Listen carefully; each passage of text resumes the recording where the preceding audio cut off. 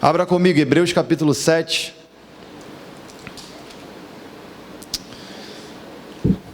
Carta aos Hebreus, capítulo 7. Vamos ler o versículo 4. Diz assim o texto: Considerai, pois, como era grande esse a quem Abraão, o patriarca, pagou o dízimo, tirando dos melhores despojos. Amém? Feche seus olhos, vamos orar. Seu Deus e Pai, nessa noite nós primeiramente te pedimos sabedoria e entendimento sobre a sua palavra. Te pedimos, Pai, que os nossos ouvidos estejam atentos para ouvir a sua voz, que a nossa mente, meu Pai, esteja cativa na sua palavra, esteja com a atenção voltada somente para a pregação do teu evangelho. Não deixe que a nossa mente, meu Pai, fique vagando durante a pregação, mas que possamos ouvir, meu Pai, que a palavra traga lucidez e entendimento à nossa mente. Que possamos, meu Pai, compreender, discernir a sua palavra, mas pedimos primeiramente a ajuda do teu Santo Espírito, pois sozinho nunca dissertaríamos, meu Pai, nunca teríamos discernimento sobre as suas escrituras. Nos ajude nessa noite, Pai, que as suas palavras venham nos edificar e nos exortar, que tudo, meu Pai, o Senhor venha falar conosco, seja sempre, meu Deus, para uma repreensão e um conserto para o teu povo. Fale conosco, Pai, fale através da vida do pregador, nós te agradecemos por tudo, em nome de Jesus, amém. E graças a Deus. Amém, queridos? Senta, por favor. Bem, não é fácil falar muitos versículos em pouco tempo, sem que seja, taxativo ou, muito retórico. Porém, vale a pena falar sobre o capítulo inteiro de Hebreus capítulo 7. Porque é muito importante algumas informações que estão no texto. Fica mais fácil quando você já havia pregado, no caso, eu já havia pregado o texto do início e vou conseguir pregar até o final, porque eu não entro no meio da história. Então há uma grande sequência. E basicamente do que o pastor William falou aqui foi o que eu falei lá, já que nós sempre alinhamos os estudos e sempre falamos acerca daquilo que será pregado para que haja, uma coesão e também uma igualdade entre as igrejas na questão do conhecimento do texto. Peço que vocês tenham muita atenção. Procurem não se dispersar por nada e ouça-me com carinho. Quando nós olhamos para o capítulo 7 de Hebreus, você vai ver que o título do texto, em algumas Bíblias, vai dizer Melquisedeque, tipo de Cristo. Você vai perceber que vai comparar Melquisedeque a Cristo, falando de uma tipologia, uma matéria dentro da teologia. Porém, o autor, os Hebreus, já havia falado de Melquisedeque no capítulo 5. Mas depois disso ele interrompe o raciocínio e vai falar com os homens, dizendo: vocês precisam de ter entendimento, precisam ser maduros, vocês são como meninos. Porque ele vai falar de Melquisedeque, um homem que não é muito citado na Bíblia. Somente em Gênesis é citado Melquisedeque, porém não há muitos versículos que falam sobre ele. Mesmo sendo citado, havia uma grande dúvida sobre quem foi esse homem. Alguns filósofos vão dizer que ele era uma teofania, outros vão dizer que era um anjo, outros vão dizer que era o próprio Cristo, outros vão dizer que era Deus que apareceu no meio dos homens. Havia uma grande incógnita sobre a vida de Melquisedeque. Porém, a imperfeição do homem mostra que ele não poderia ser Cristo, porque Cristo foi perfeito. Ainda que você não tenha muitos indícios e nem muitas informações sobre Melquisedeque, você vai perceber que Cristo deixa claro que só um foi perfeito. Quando você vê ele falando para um outro jovem, que somente tem um que é bom, que é Deus. E isso deixando claro que ainda que aparecesse outros homens na Bíblia que pareciam ser o Cristo, como é prometido em Gênesis 3,15, somente um de fato cumpriria toda a raiz do plano salvífico de Deus. O texto de Hebreus 7 vai começar a falar de Melquisedeque, explicando uma incógnita que durava muitos e muitos anos. No versículo 1 de Hebreus 7, ele começa a falar que Melquisedeque era rei de Salém, ou rei de Jerusalém, que é uma abreviação, falando de Salém. Porém, o texto vai deixar claro que ele era sacerdote do Deus Altíssimo. Você ouviu semana passada aqui que os homens não podiam ter os dois cargos diferentes. Você não vai encontrar homens com os mesmos cargos de rei e sacerdote. Você vai encontrar Samuel, que era juiz, profeta e sacerdote, mas Samuel não era rei. Samuel vive no período de uma monarquia. Samuel vive debaixo do reinado do Saul. Outros homens apareceram como rei, o próprio Saul aparece como rei, e em determinado momento tenta oferecer sacrifícios a Deus, fazendo o papel de sacerdote, e Deus o repreende, como você vê em 1 Samuel. Outro homem, Uzias, no ano de Isaías, tenta oferecer também incenso no templo, e os sacerdotes os repreendem, e a lepra aparece na sua testa, deixando claro que esses dois ofícios não eram para homens comuns. Mas o texto começa dizendo que Melquisedeque era rei de Salém, e também era sacerdote de Deus Altíssimo, deixando claro que ele não era uma pessoa comum. Depois ele fala que ele saiu ao encontro de Abraão quando voltava da matança dos reis, e o abençoou, para que qual também Abraão separou o dízimo de tudo. Primeiramente interpreta a lei de justiça, pois também rei de Salém, ou seja, rei de paz. Ele vai explicar quem era Melquisedeque, vai deixar claro que ele vai ao encontro de Abraão, ele que procura Abraão. Ele fala também no texto que ele não tinha pai, não tinha mãe, para deixar claro que não tinha uma genealogia. Quando você olha para o texto dos Hebreus, você vai perceber que, e você tem que ter isso na sua mente, o texto é direcionado para o povo judeu, um povo que era muito religioso, um povo que era muito taxativo na questão da genealogia. Eles batiam no peito e diziam que eram filhos de Abraão. Quando você lê João capítulo 8, você vai ver os homens batendo no peito, falando que são filhos de Abraão, após Cristo falar que o pecado é aquele que escraviza o homem.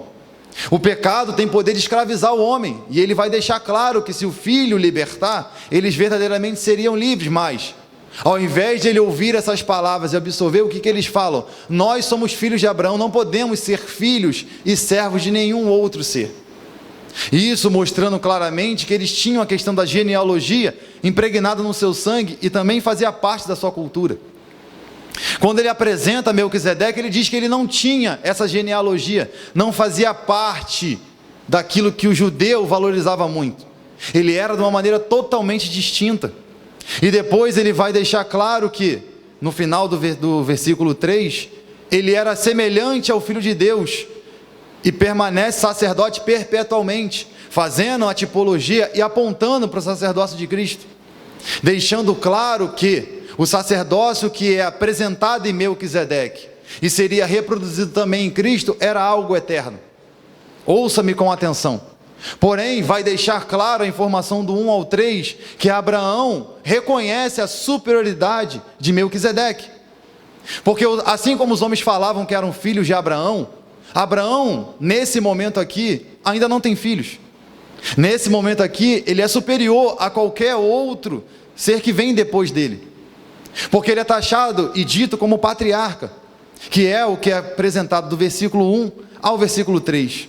No versículo 4, o autor aos Hebreus começa a falar um pouco mais a fundo acerca da ideia inicial e introdutória que ele dá nos 3 versículos. Versículo de número 4. Vamos lá. Carta aos Hebreus, capítulo 7, versículo 4. Considerai, pois, como era grande esse a quem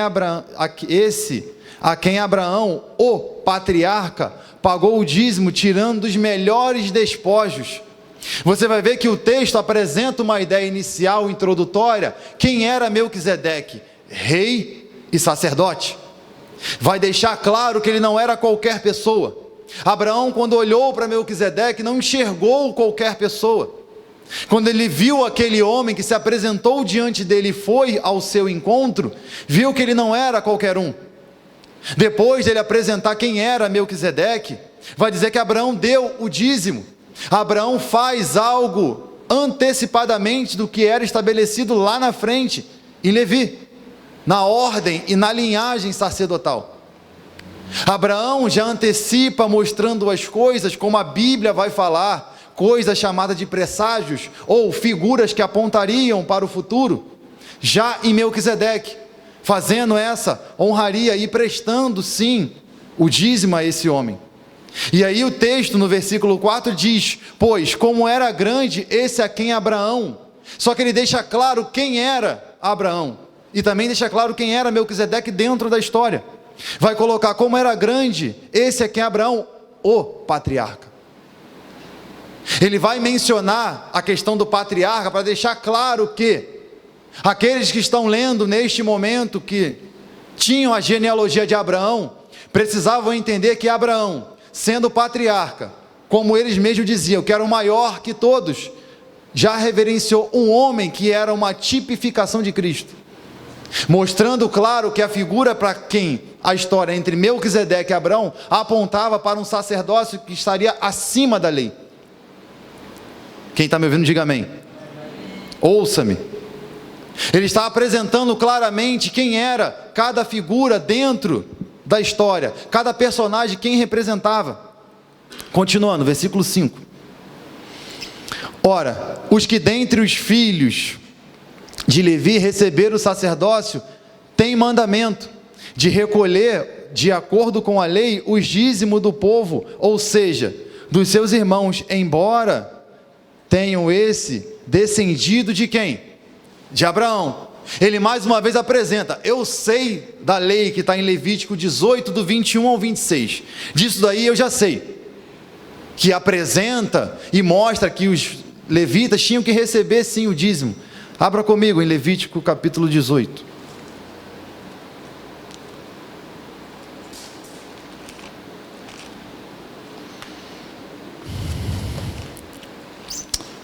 Levítico capítulo 18.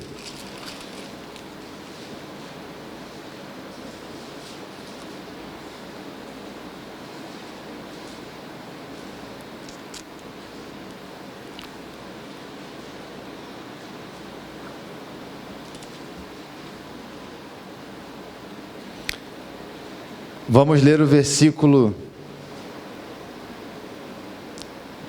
26.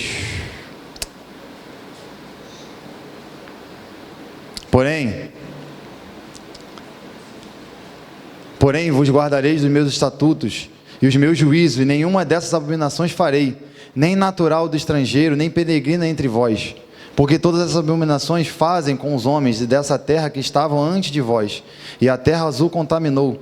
Não suceda que a terra vos vomite, havendo vós contaminado com o vômito o povo que estava nas nações, sim, aqueles que contenderam a ser eliminados pelo povo. Portanto, guardareis a obrigação que tendes para comigo, não praticando nenhum costume abominável, nem de praticais antes de vós, vos contaminarei com eles. 19. Disse o Senhor a Moisés: fala com toda a congregação dos filhos de Israel, dizendo: santo sereis, porque eu sou santo, e o santo será o vosso Deus. Cada um repartirá com a sua mãe e seu pai, e guardará o sábado, e eu sou o Senhor, o vosso Deus. E não visitarei a ídolos, nem vos farei deuses de fundição. Eu sou o Senhor, vosso Deus. Quando ofereceis sacrifícios pacíficos ao Senhor, ofereceis para que seja aceito.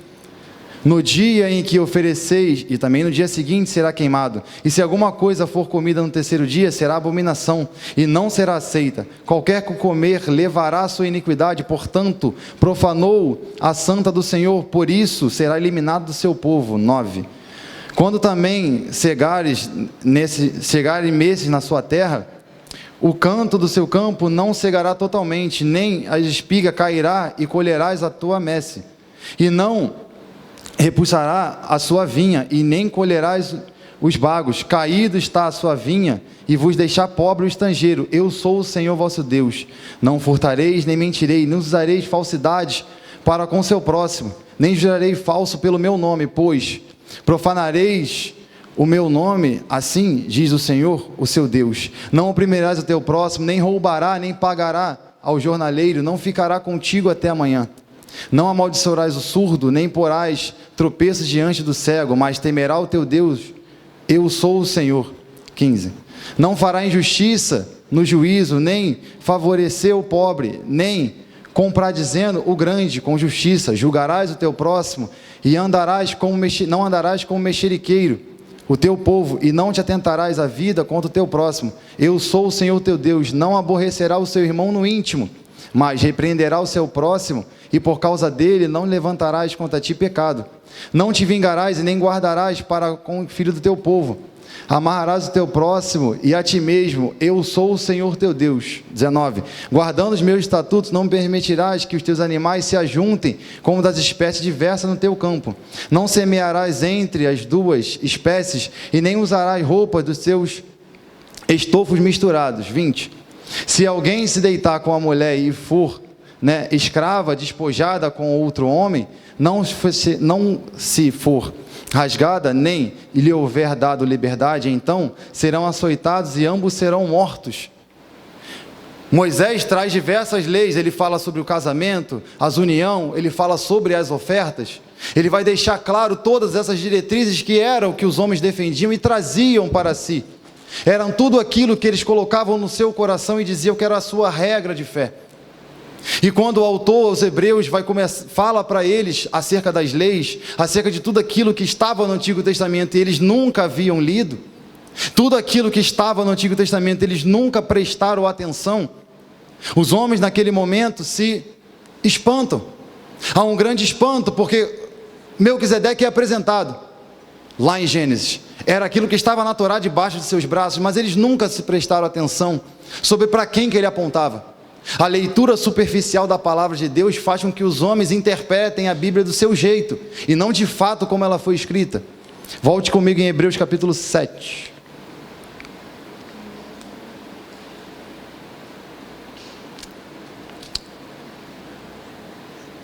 Hebreus 7, versículo de número 5 ainda. Ora, os que são os filhos de Levi receberam o sacerdócio e têm mandamento de recolher de acordo com a lei os dízimos do seu povo, ou seja, seus irmãos, embora tenham descendido de Abraão. 6. Entretanto, aquele cuja genealogia não se inclui entre eles, recebeu os dízimos de Abraão e o abençoou o que tinha promessa.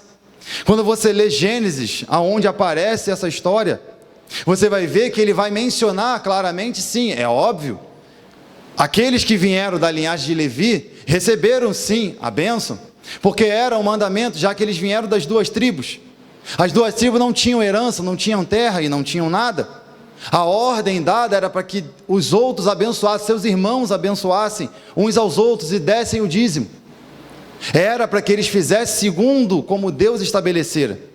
Porém, o autor dos Hebreus vai deixar claro que, mesmo fazendo tudo isso, aquele para quem Abraão faz, não tinha genealogia de Abraão, já que os dois estão de frente um para com o outro, e no dado momento Abraão não tem filho. Ele está mostrando claramente a superioridade desse sacerdócio que é estabelecido em Melquisedeque, apontando para Cristo.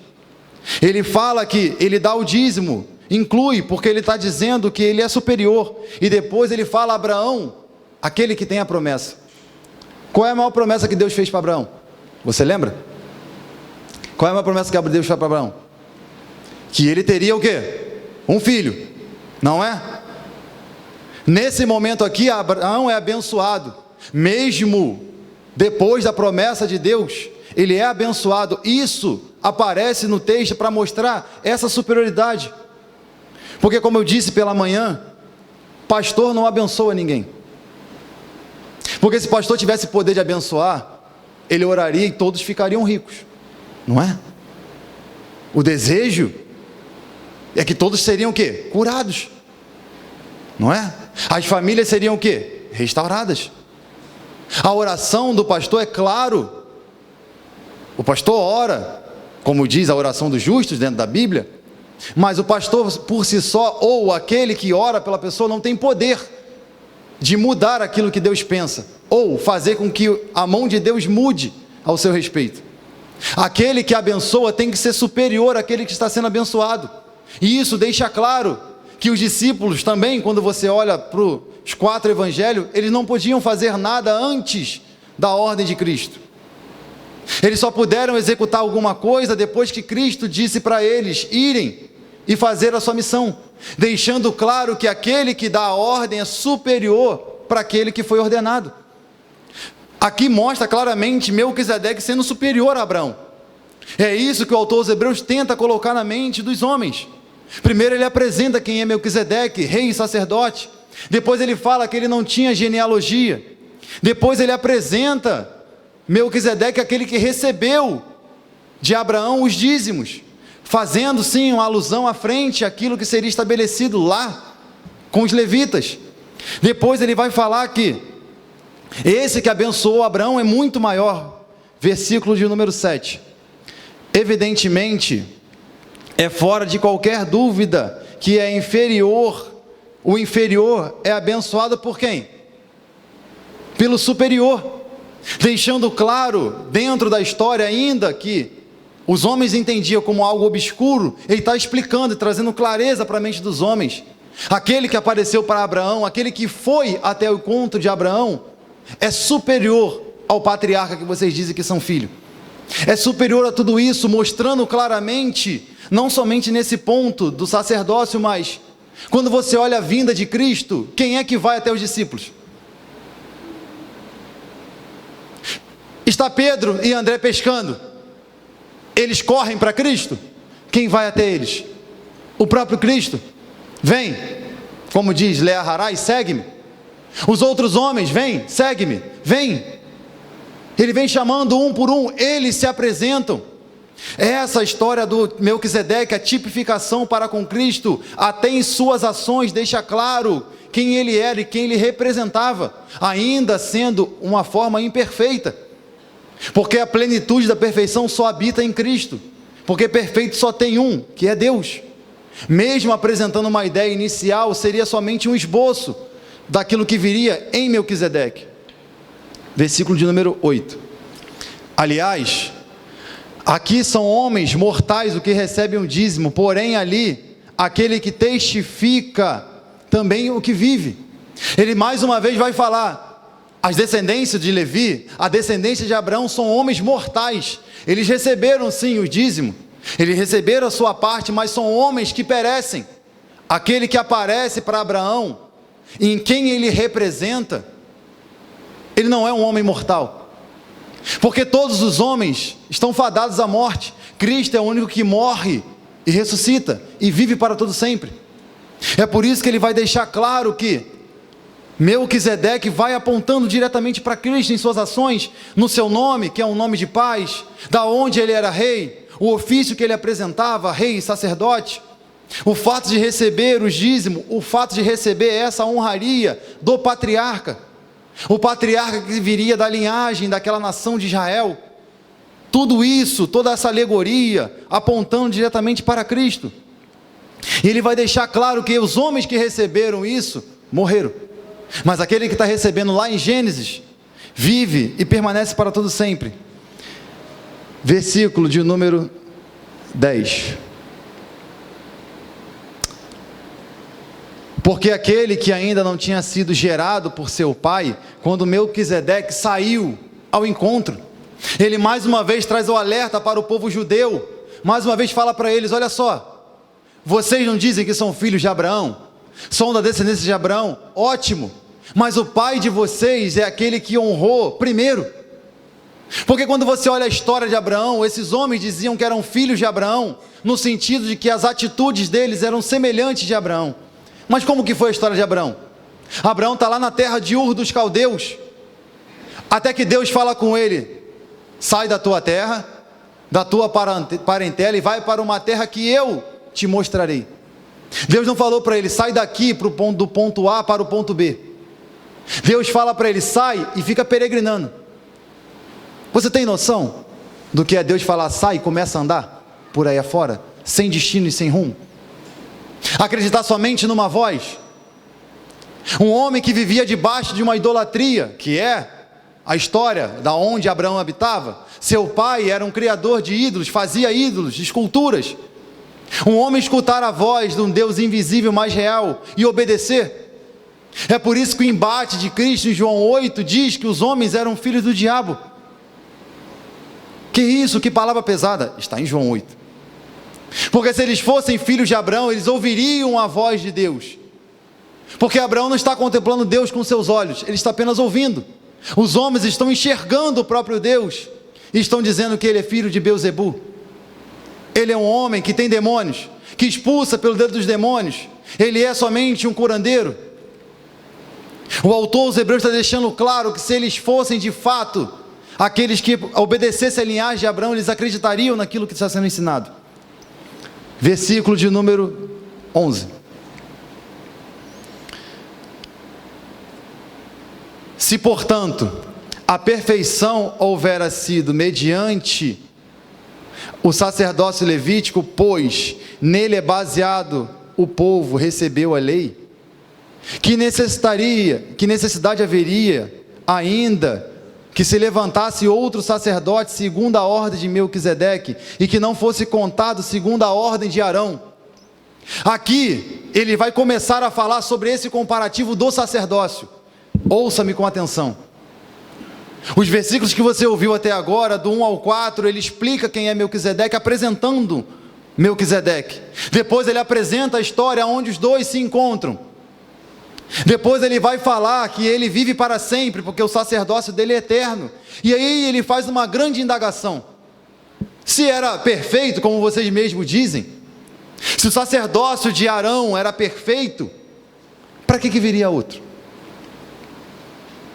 Se o sacerdócio era perfeito em sua plenitude, para que viria um próximo sacerdote?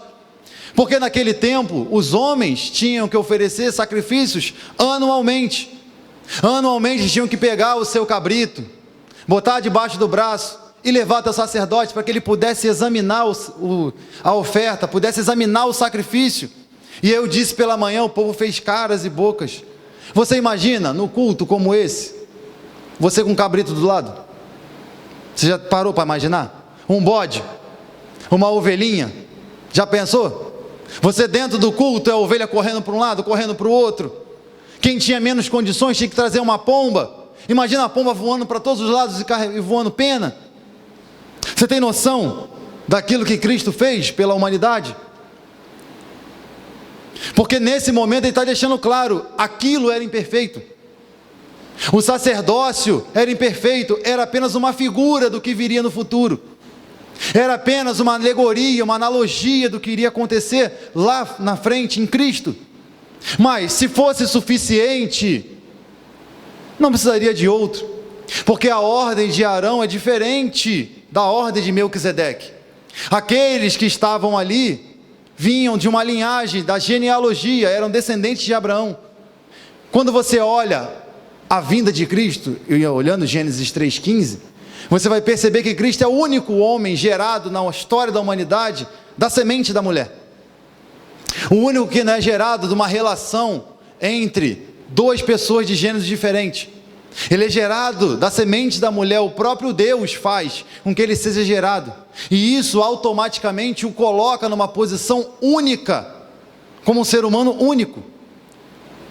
Quando coloca-se Melquisedeque, coloca o único homem que Deus estabeleceu, rei e sacerdote.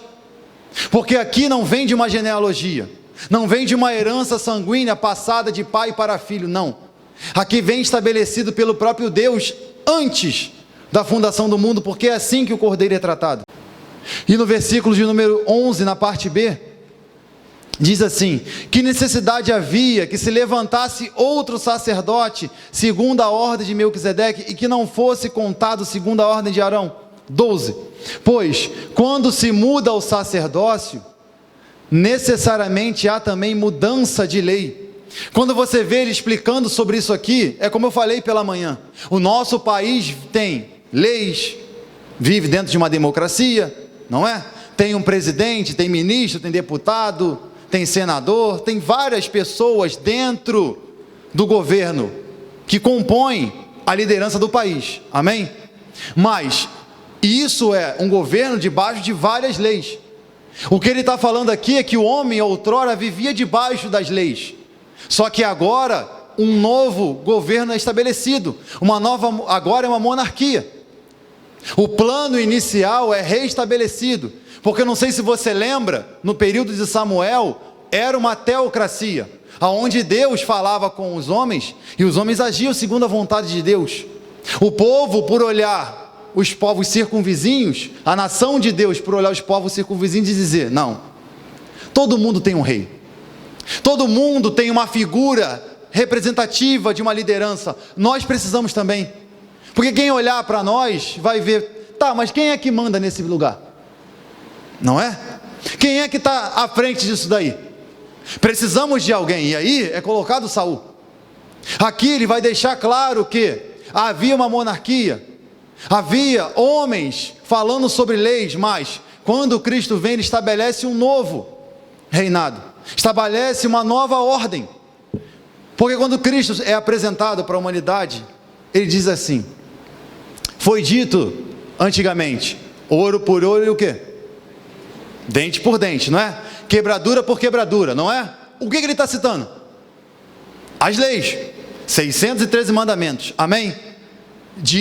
Escritos por Moisés, inspirado pelo próprio Deus. Mas Jesus, depois disso, diz o quê? Um novo mandamento faço o quê? Eu vos dou. São quantos mandamentos? Quais são? Amar a Deus acima de todas as coisas, com toda a sua alma, força, entendimento, não é? Vírgula. E amar o próximo como o quê? É difícil cumprir 613? Ótimo, vou resumir em 2. Amar a Deus e amar ao próximo. Não é uma nova ordem? Não é instituído uma nova regra? Ele já via apontando para isso, que estava escrito lá na Torá, que os homens carregavam debaixo do braço. Tudo já foi escrito, tudo já foi dito por Cristo, lá atrás, inspirando homens. O texto que nós estamos lendo, de quem estamos falando, está em Gênesis. Depois, Cristo só reproduz aquilo que já foi dito, lá atrás, que estava dentro da Torá. Só que os homens não se atentavam a isso, e Cristo mostra claramente que ele sim estabelece um novo governo. Porque quando ele vem, ele diz: o meu reino não é desse mundo.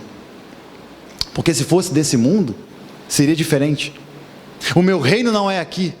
Mostrando claramente ele se colocando como um rei, deixando claro isso. Mas, quando os homens perguntavam para ele,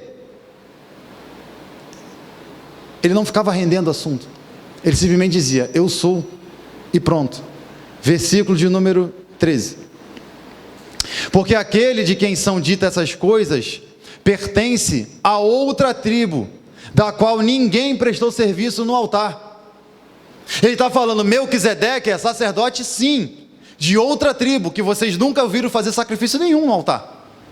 A ordem não foi dada para ele, a ordem desse sacrifício foi dada para vocês, para Abraão, para a descendência de Abraão. Ele não prestou serviço nenhum, Deus assim o quis, estabelecê-lo como rei e sacerdote, para apontar e tipificar a figura dele em Cristo, porque ele é chamado, de semelhante a filho do Deus Altíssimo, que é o que está escrito no versículo 3, é semelhante, parece, semelhança não é igualdade, amém? Uma coisa é ser parecido, outra coisa é ser igual. Tem pessoas que se parecem, não se parecem? Muito. Você já viu alguém parecido contigo? Já viu? Na rua? Você ficou até assustado: nossa, como se parece comigo? Mas é igual a você? Pensa como você? Tem o seu DNA? Tem as suas digitais? Melquisedeque parecia, mas não era igual, porque ele sempre será incomparável em todos os aspectos. E aí no versículo 15, no versículo 14, diz assim: pois é evidente que o nosso Senhor procedeu de onde? Cristo é chamado de quê? Leão da tribo, a descendência do sacerdócio terreno, que é estabelecido lá em Abraão, que é dado para Arão, vem das outras tribos, vem das outras que saíram. As 10 foram para um lado e 2 foram para o outro.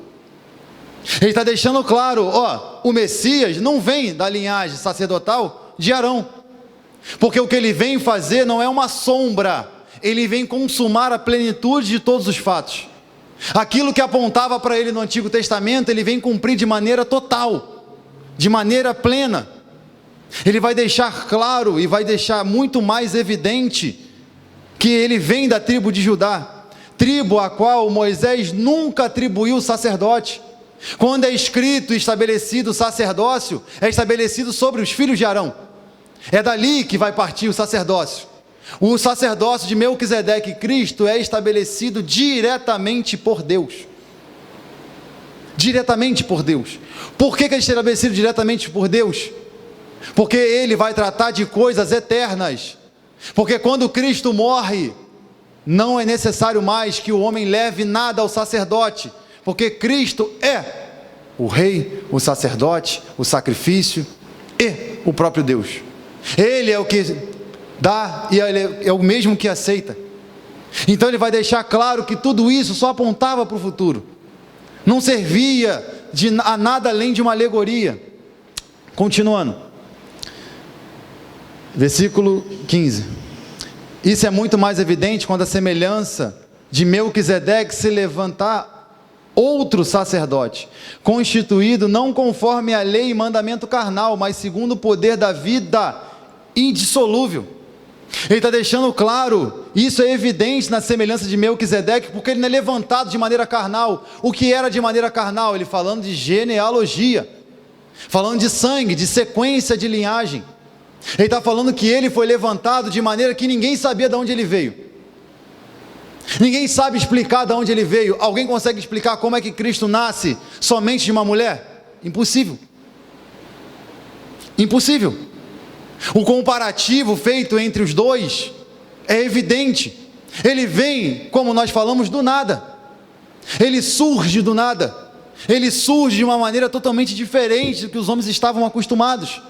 Fazendo esse comparativo, olha só, o sacerdócio de Cristo e a ordem de Melquisedeque não era algo carnal, mas era algo que era eterno e perpétuo, que é isso que ele vai falar no versículo 17, apontando para Salmos número 110, do versículo 4.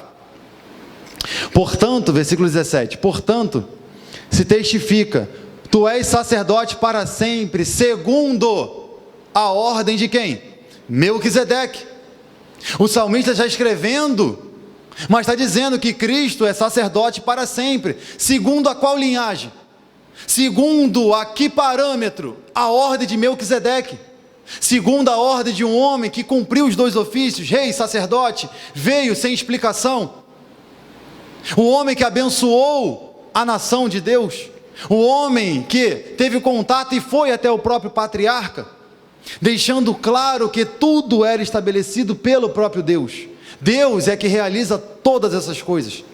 Não era o homem que vinha continuar, porque o sacerdote naquele tempo, para entrar no Santo dos Santos, ele tinha que entrar com uma cordinha na cintura e um sininho do lado, porque ele tinha que se movimentar de um lado para o outro, porque se o sino parasse de tocar, saberia que ele havia morrido, então tinha que puxar ele pela corda. Ninguém poderia se atrever a entrar nos Santos dos Santos, senão seria fulminado. Mas o Cristo, quando vem, o rei e sacerdote, ele não é impedido de entrar, porque ele rasga o véu e quebra essa barreira que tem entre Deus e os homens. O lugar santo que outrora não era habitado pelos homens, Cristo estabelece mais uma vez isso para com a humanidade, e o homem ganha acesso novamente a Deus, deixando claro que aquilo que ele está fazendo é superior a qualquer sacrifício de carne humana, superior a qualquer sacrifício de carne animal, superior a qualquer coisa que foi colocada na lei, porque a própria lei apontava somente para os erros dos homens. A lei não falava que o homem era bom, a lei apontava que o homem era mau, perverso, depravado, que o homem era péssimo. 613 mandamentos que deixava claro quão imperfeito eram os homens, e Cristo isso fala com os fariseus: vocês são hipócritas, vocês colocam um jugo sobre as pessoas que vocês mesmos não podem cumprir. O mandamento vocês nunca vão conseguir cumprir, porque vocês são imperfeitos. Para cumprir os 613 mandamentos tem que ser perfeito, e qual homem que habitou nessa terra e conseguiu ser perfeito? Somente Cristo, deixando claro que a ordem que eles queriam obedecer, a linhagem no qual eles vinham, eles mesmos não conseguiam cumprir. A linhagem era totalmente diferente. Por que tinha que vir outro para substituir aquilo que era imperfeito? Versículo 18. Portanto, por um lado se revoga a anterior ordem, por causa da sua fraqueza e o que? Inutilidade, é o que Cristo fala. É difícil cumprir 613? Vou te dar somente 2. É difícil para você conseguir obedecer todos esses aqui? Vou te dar 2 apenas. Pronto, fica mais fácil. É revogada, ele mesmo diz que não veio para revogar a própria lei. Olha só, eu não vim excluir a lei não, tá? Eu vim para cumprir. Eu vim para cumprir e para mostrar que somente eu tenho o poder de cumprir a lei, porque vocês são imperfeitos. A descendência adâmica está na pele de vocês. Vocês se preocupam com a linhagem de Abraão. Não, eu sou descendente de Abraão. Não, vocês não são descendentes de Adão. Vocês são imperfeitos, pecadores. A carne de vocês é inclinada para o mal. A mente de vocês maquina o mal o tempo todo. Se vocês dependessem somente de sacrifício de animais, certamente vocês estariam no inferno hoje. Porque ano após ano precisava se oferecer sacrifício. Ano após ano precisava se apresentar diante do sacerdote. E ano após ano o sacerdote ia envelhecendo, e estava fadado à morte. O que ele está deixando claro é que esse sacerdote que vocês vão se apresentar, ele não morre. Esse que vocês vão se apresentar, ele não passa com o tempo. Esse com o sacerdote, ele não envelhece. Ele continua vivo pelos séculos dos séculos, deixando claro a perfeição do sacerdócio de Cristo, superior à linhagem de Arão e o sacerdócio estabelecido em Levi. Versículo 19, parte B. E por outro lado, se introduz esperança superior, pela qual nos que? Cheguemos a Deus. Isaías vai deixar claro que o que separa o homem de Deus? São os pecados, não é? O autor dos Hebreus está deixando claro que por outro lado, vocês estavam condenados pela lei. Pela lei todos vocês iriam para o inferno, porque os 613 mandamentos tinham que ser cumpridos na risca. Não podia um ficar de fora. Ah, mas eu cumpro tudo, tá? Lembra do jovem rico? Lembra? O homem chega para Jesus com aquela polpa. Bom mestre, o que farei eu para herdar a vida eterna?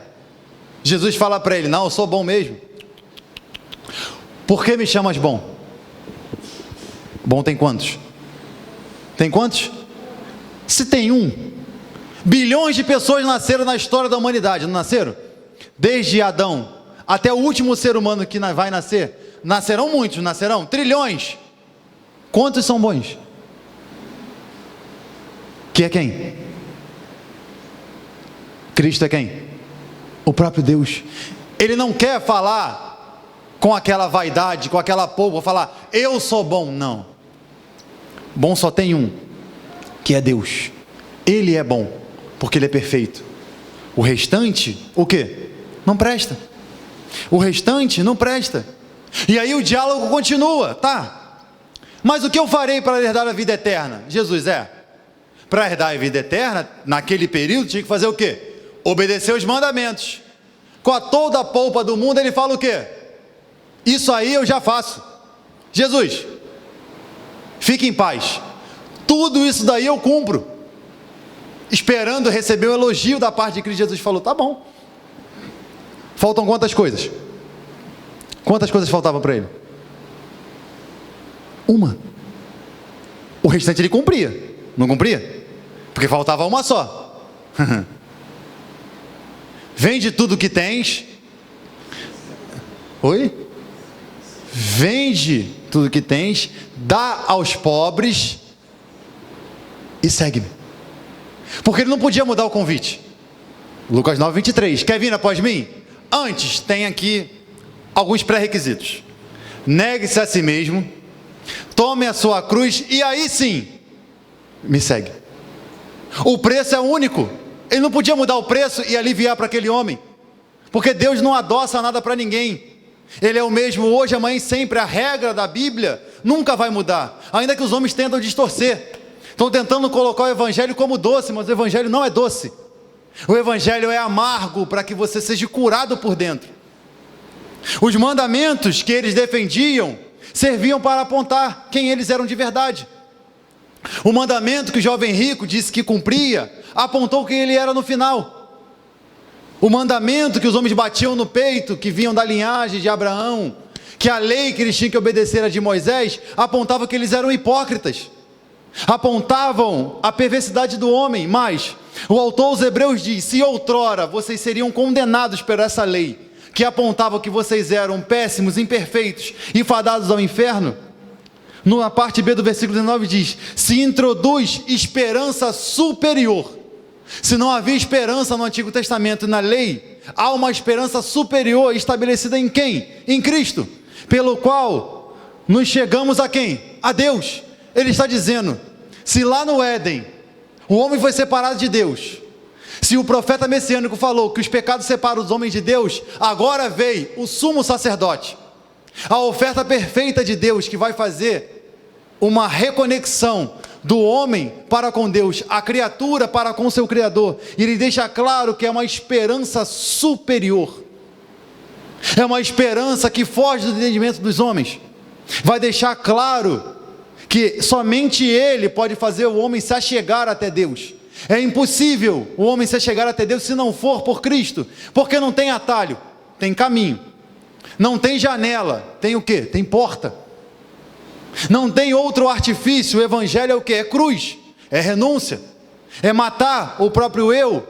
Não existe a doçura que os homens estão apresentando do evangelho doce, o Jesus que traz esperança para que você conquiste a casa própria esse ano, a doçura que Jesus vai dar de você trocar de carro, a doçura que Jesus vai dar de você receber um marido, uma esposa, receber dinheiro. Não.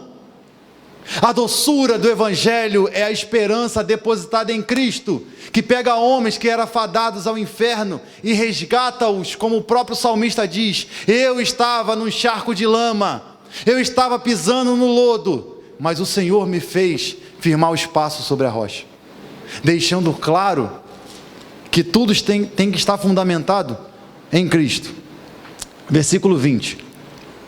Cristo, o sacerdote único e perfeito, diz assim o texto: é visto que não é sem prestar juramento por aqueles sem juramento, são feitos sacerdotes. Ele está apontando para lá, para a antiga aliança, visto que não é sem prestar juramento, porque aqueles sem juramento são feitos sacerdotes.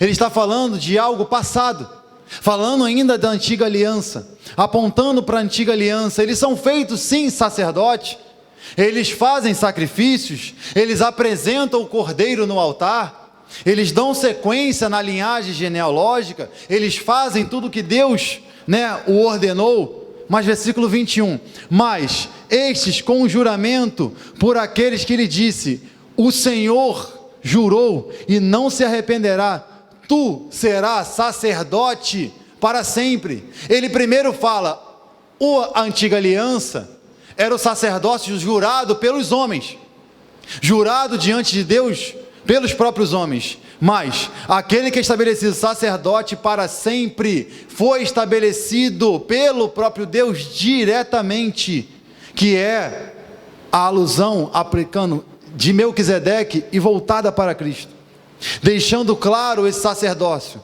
Ele vai deixar claro no capítulo inteiro essa superioridade, para tentar quebrar essa religiosidade do coração dos homens, quebrar esse paradigma que os homens tinham, que somente pelo fato de ser da linhagem de Abraão era critério salvífico. No tempo atual, você acha assim, mas isso aí não serve para mim. No tempo atual as pessoas dizem que para ser salvo tem que ser bom, ou não? Tem que ser bonzinho, não tem?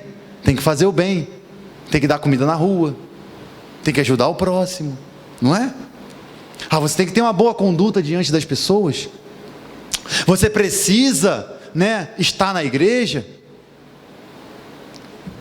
Na Umbanda dão comida, não dão na rua? A mesa branca também dá comida na rua, não dá? Existem pessoas que são ímpias, mas têm um grande caráter ilibado, não tem? Existem pessoas que são boas, falando entre aspas, que têm atitudes de bondade, mesmo sendo ímpias. Não. A Bíblia não aponta para esse lado. Cristo nunca colocou o seu sacrifício dentro desse ponto. Ele deixa claro que você precisa ser porque foi alcançado, não precisa fazer para ser. Há uma inversão de valores. Os homens estão colocando somente a linhagem como se fosse suficiente. É óbvio que Deus pode resgatar e ter sim homens eleitos, escolhidos dentro da descendência de Abraão, mas não é somente a linhagem de Abraão era o suficiente para a questão salvífica. É o que ele está deixando claro. Olha só, por sacrifício de juramento humano não era o suficiente. Porque Deus estabeleceu algo que é eterno e para todo sempre. Versículo de número 22. Por isso mesmo, Jesus, se tornando fiador de superior aliança. Eu falei pela manhã aqui, algumas pessoas até ficaram rindo. O que é um fiador? Quando você compra um carro ou uma casa, né, o banco precisa de uma pessoa de confiança para que, caso você não consiga pagar a dívida, o fiador entre em ação, não é? Se eu compro um carro no nome do Luiz e sou o fiador dele, se o Luiz parar de pagar o carro, o banco vai ligar para quem? Para mim. Ô Diogo, o Luiz está pagando o carro não. Pagou 3 parcelas e não pagou mais. Já tem 2 meses que está atrasado. E aí, como é que vai fazer? Porque ele colocou o seu nome aqui como fiador. O que ele está deixando claro é que a dívida que o homem tinha era impagável. O homem faz uma dívida que ele não consegue pagar. Quando ele transgride contra Deus no Éden, comendo do fruto proibido, sendo fadado à morte e fazendo a introdução do pecado em sua vida, ele adquire uma dívida que era impagável. Tão impagável que os homens tentavam pagar parcelado com sacrifício de animais, estabelecido no sacerdócio de Arão. Porque isso era feito anualmente. Anualmente o homem tinha que se apresentar diante do sacerdote. Anualmente o homem tinha que apresentar o sacrifício. Por quê? Tentavam pagar a dívida parcelado. Mas aí vem um homem que fala assim: não, a dívida é quanto? Impagável, eu vou pagar.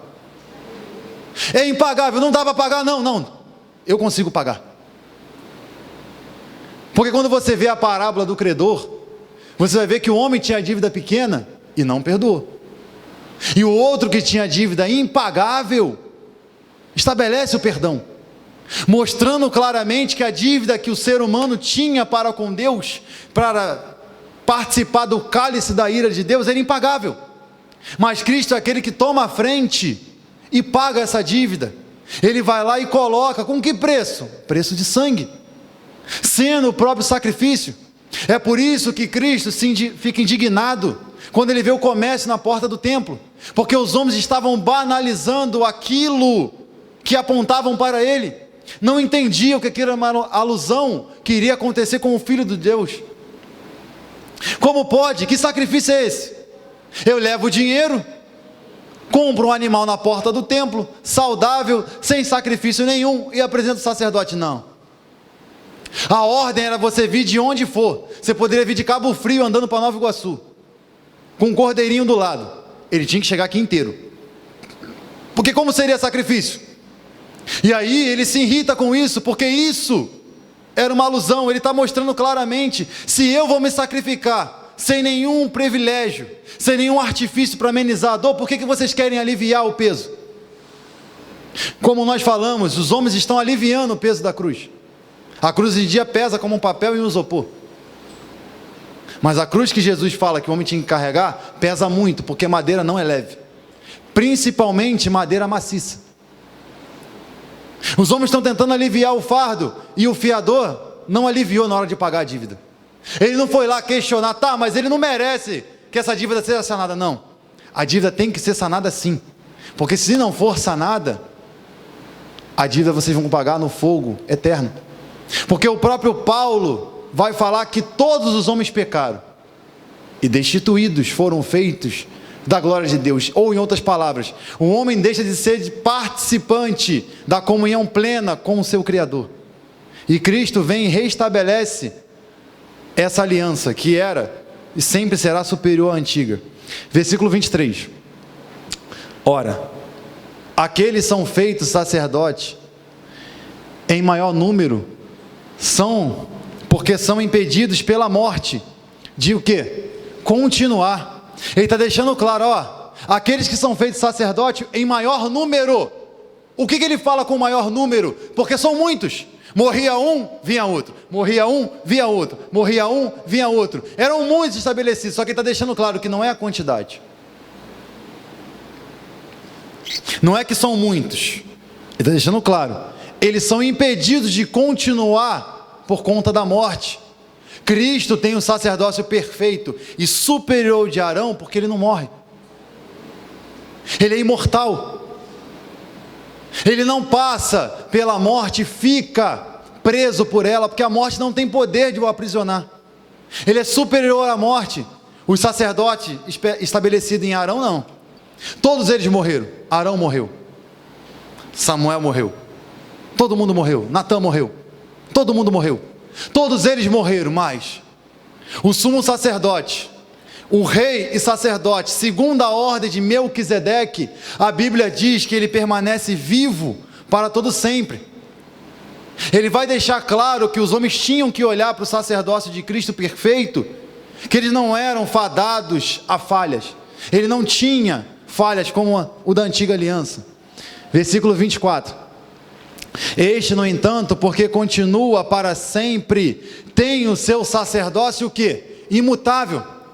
Cristo não precisa se examinar para oferecer sacrifício, porque ele já é perfeito. Ele não precisa estar de uma maneira irrepreensível, não precisa colocar sininho na sua cintura, corda, não. Ele é perfeito. Ele não precisa examinar cordeiro, porque ele é o próprio cordeiro. Ele não precisa ter temor de Deus, porque ele é o próprio Deus. A superioridade vai deixar claro que ele não precisa cumprir os artifícios que o sacerdote terreno e carnal da antiga aliança precisava, porque nele habita a plenitude de Deus, a santidade, o amor, o temor, a reverência, tudo aponta para ele, tudo é centralizado nele. É por isso que coloca ele no sacerdócio imutável, que não sofre variação nenhuma. 25. Por isso também pode salvar totalmente os que por ele se achegam a Deus, vivendo sempre para interceder por quem? No versículo 25 ele vai deixar claro, por isso também pode salvar. O sacrifício do Antigo Testamento não salvava ninguém, porque a expiação tinha um tempo para acontecer. Havia uma transferência de pecado, mas o homem geralmente saía dali, já saía pecando. Ele pagava a dívida e já saía dali devendo, como se fosse um aluguel. Quem já morou de aluguel ou quem mora de aluguel sabe que é terrível. Você paga hoje, está devendo amanhã. É uma dívida o quê? Interminável, e ao mesmo tempo o quê? Impagável. Se o dono da casa não vender o imóvel para você, você nunca vai conseguir pagar. Os homens estavam ali pagando dívida, ano após ano, tempo após tempo, mas a dívida não acabava, não cessava.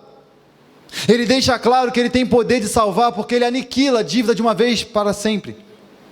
E não somente isso, ele salva totalmente os que por ele, por intermédio dele, se achegam a Deus, deixando claro que o acesso a Deus somente é estabelecido nele. Não tem uma outra maneira. Você pode pegar um animal, sacrificar, botar a mão na cabeça que Deus não está recebendo.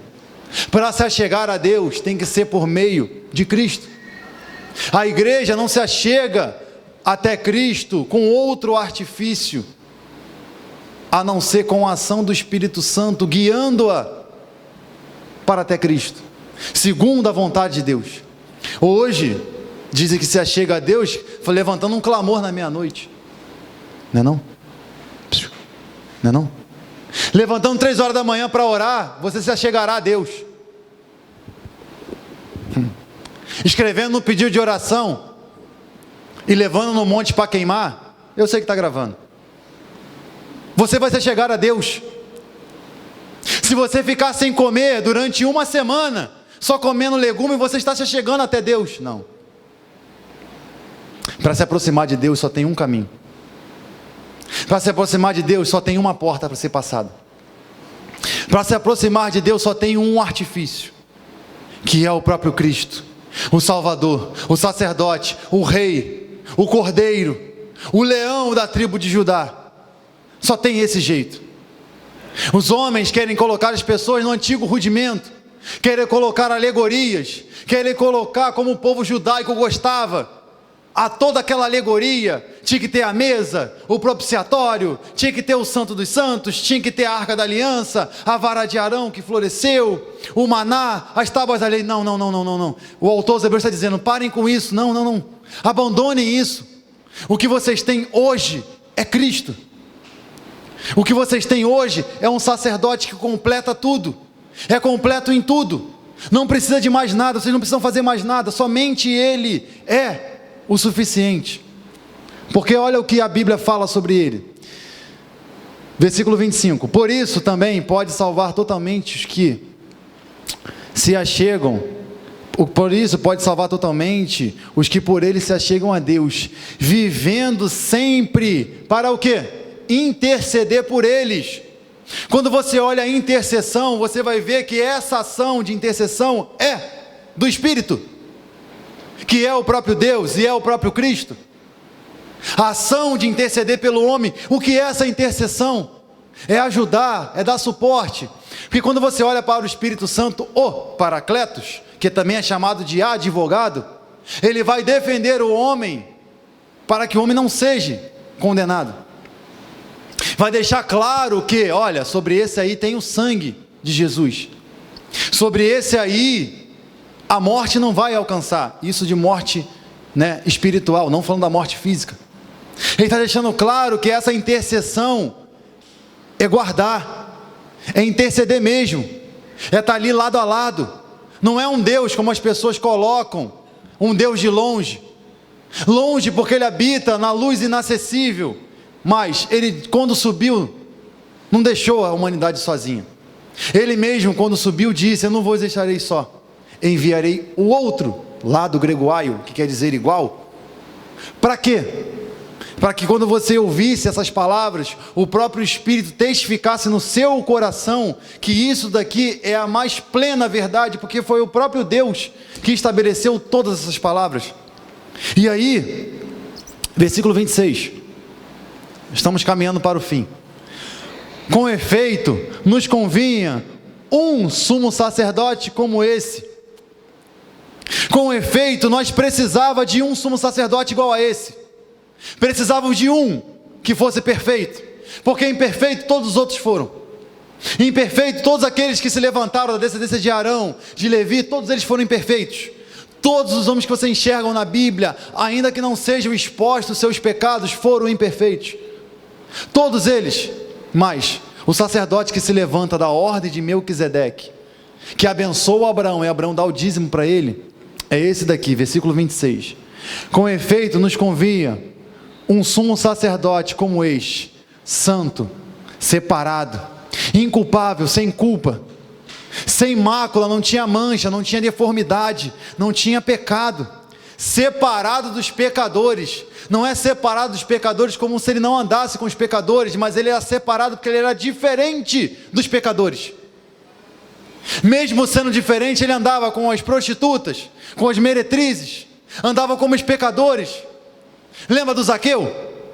Lembra do Zaqueu? Desprezível, porque ele era publicano, cobrador de impostos da própria nação. Ninguém gostava de Zaqueu, mas o próprio Zaqueu teve a curiosidade um dia de saber quem era esse Cristo. Quem é esse homem que todo mundo fala? Eu quero somente vê-lo, contemplá-lo com os meus olhos. Cristo, dentro da sua onisciência, com todos os atributos que Deus tem, muda a trajetória e vai direto para Zaqueu. Porque quando você lê a história, ele estava indo por um caminho que não passaria por aquela árvore. Mas Zaqueu, um homem influente, publicano, rico, quebra protocolos, sobe numa figueira brava sem se importar se ele iria se machucar, somente para vê-lo com os seus olhos. Cristo, quando chega para esse homem pecador, olha para Zaqueu e fala: Zaqueu, desce depressa, porque me convém. A vontade é minha, o desejo é meu. Não é você que queria me ver, eu queria estar contigo. Não é você que queria olhar para mim, não, o desejo era somente olhar. Eu quero aquele relacionamento contigo, quero conhecer, porque ele diz: hoje me convém repousar na sua casa. Lembrando que o judeu não colocava qualquer pessoa dentro da sua casa. Para entrar num lar judeu, tinha que ter intimidade. E ele estabelece isso: olha só, me convém repousar na sua casa, eu quero entrar lá. E quando Zaqueu fala com Cristo, a primeira coisa que ele faz é o quê? Mostrar o constrangimento que Deus faz na vida do homem, com relação ao pecado.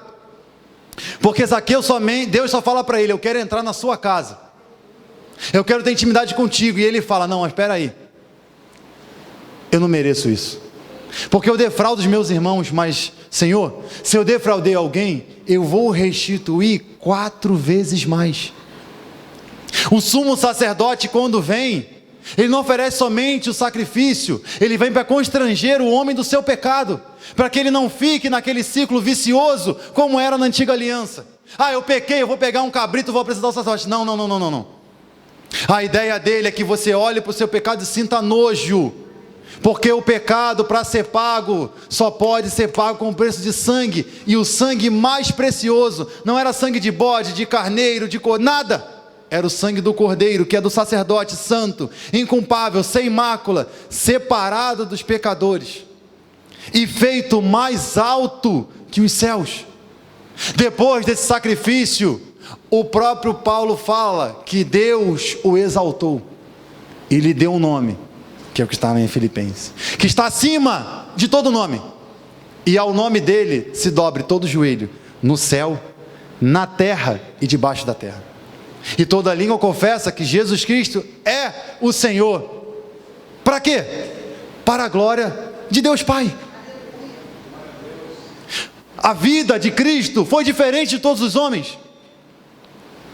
O sacerdócio de Cristo, estabelecido lá atrás em Melquisedeque, foi diferente de tudo. O autor aos Hebreus traz esse despertamento, porque tudo isso que estava no Antigo Testamento. Sabe, o domingo, quando a pessoa vai para a igreja, bota a Bíblia debaixo do braço. A Torá andava debaixo do braço do judeu. Eles tinham na cabeça a Torá inteira. Eles decoravam a Torá inteira, que estava escrito em Gênesis, que lá tinha um sacerdote eterno, que o pai deles, Abraão, já havia reverenciado, mas eles não acreditavam. Porque para eles o Messias tinha que ser guerreiro, tinha que ser como Davi, tinha que ser como um general. Não. O que ele vem fazer não seria visível aos olhos dos homens, mas seria algo eterno, longe da ótica humana. Porque o propósito dele é se manifestar para os homens e mostrar a plenitude de Deus habitando no meio deles. Porque quando você olha o Antigo Testamento, todo mundo queria ver Deus, não é? Abraão ouviu a voz de Deus, não contemplou com seus olhos. Moisés, de maneira subsequente, queria ver Deus, depois de ouvir Deus se manifestar numa sarça que ardia e não se consumia, a sarça ardente. Mas Deus permite que ele veja passando, somente de costa. Isaías vai dizer que quando ele viesse, ele seria diferente da ótica humana e da perspectiva humana. E todo mundo queria ver a face de Deus. Quando Deus se manifesta no seu Filho, os homens olham para ele e falam: mas esse aí não pode ser.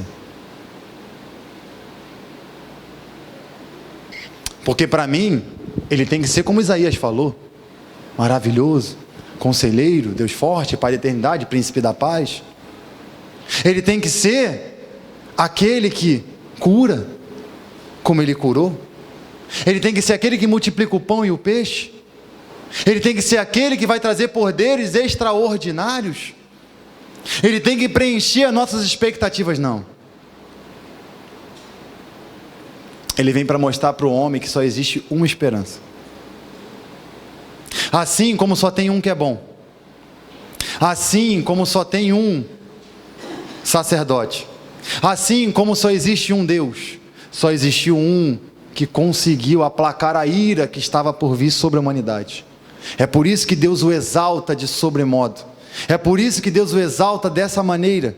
Versículo 27, que não tem necessidade, como o sumo sacerdote, de oferecer todos os dias sacrifício, primeiro por os seus próprios pecados e depois pelo povo, porque fez isso de uma vez por todas, quando a si mesmo fez o quê? Se ofereceu, deixando claro essa superioridade. Não, ele não é como os outros, não há outro como ele, não. Ele não precisa oferecer sacrifício diário, porque o sacrifício dele será único, assim como a sua vinda, assim como o seu sacerdócio era único. Ele sempre será único. Falando para eles: parem de se apegar à antiga aliança, parem de se apegar àquilo do princípio, se apegue a algo eterno, puro e eficaz, que é o sacerdócio de Cristo. Porque o sacerdote precisava oferecer sacrifício por ele e pelo povo. Mas, porque fez isso de uma vez por todas, quando a si mesmo se ofereceu. Ele deu-se a si mesmo, ele se entregou, ele mesmo deixou claro: ninguém tira a minha vida, ninguém está me matando, eu de mim mesmo a dou, porque tenho o poder de dar e tirar. É a mesma frase que Deus fala no Antigo Testamento, em Deuteronômio: sou eu que tenho o poder de dar a vida e tirar a vida. É o mesmo Deus, o eu sou, é o mesmo. Quando aparece no Getsemane, quem é Jesus? Sou eu, o eu sou. Todos caem por terra, deixando claro que Ele é o próprio Deus, Ele não precisa de mais nada. A igreja não precisa de nenhum outro artifício, não precisa de nenhuma outra coisa. A igreja não precisa de mandinga, como estão fazendo por aí, de água ungida, de azeite ungido, de rosa, de sal, de lenço ungido, de azeite na porta, azeite de Israel que foi enterrado, azeite do monte, sombra, capa. Não precisa disso. O que a igreja hoje precisa para ser saudável é Cristo, é entender que Ele é a oferta perfeita de Deus. As pessoas estão ficando doentes, porque elas estão sendo impregnadas por esse falso evangelho que está ganhando força cada vez mais no mundo. As pessoas estão achando que ainda vive no tempo do sacerdote, somente o pastor pode fazer alguma coisa. Meus irmãos, nunca foi assim. O autor aos Hebreus vai deixar claro: Ele é o sacerdote, Ele é a oferta, Ele é o próprio Deus, Ele é tudo. 28. Porque a lei constitui sumos sacerdotes a homens sujeitos a fraquezas. A lei estabelecia sacerdote para o homem não ficar pecando em paz e lembrar que existe um Deus que odeia o pecado. Mas isso não era o suficiente, porque todos eram fracos, todos estavam sujeitos a fraquezas. Mas a palavra do juramento que foi posterior à lei constitui o Filho, com letra maiúscula, perpetualmente e para todo sempre. Vai deixar claro que aquilo que é estabelecido depois da lei é para sempre. Como eu disse, Apocalipse 22, 13, o alfa e o ômega.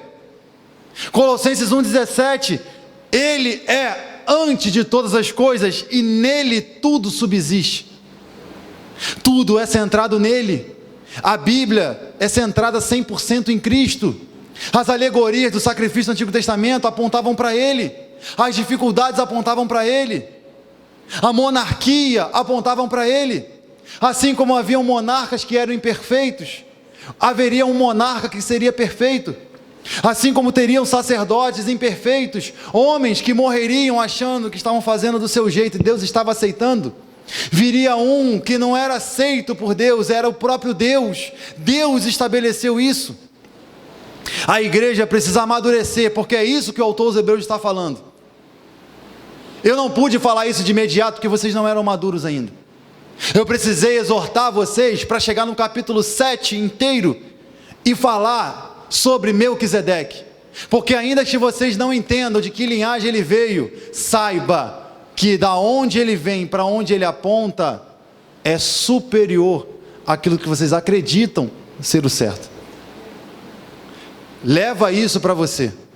É óbvio que o capítulo 7 é muito mais extenso do que isso e muito mais profundo, mas de maneira sucinta e prática é isso que o capítulo vai apontar, apresentando Melquisedeque, mostrando quem ele era, colocando a superioridade do patriarca diante dele, apresentando que ele era superior, mas era inferior a Cristo, apresentando ele como aquele que era somente uma figura, mas não era a plenitude. Quando você olha fotos de um local bonito, Você não consegue identificar ou contemplar toda essa beleza. Quando você olha aquelas fotos de Arraial do Cabo, bonito, sabe? Ali Angra, Maragogi, é uma coisa maravilhosa, mas você não consegue sentir o vento daquele local, você não consegue sentir areia nos pés, porque a imagem é diferente. A imagem reproduz um pedaço da realidade. A comparação de Melquisedeque com Cristo é essa imagem que é pequena, e Cristo é toda a imensidão do lugar. Uma coisa é uma garrafa com a água do mar, outra coisa é a imensidão do oceano. De maneira bem pequena, é a grande comparação entre Cristo e Melquisedeque. Amém?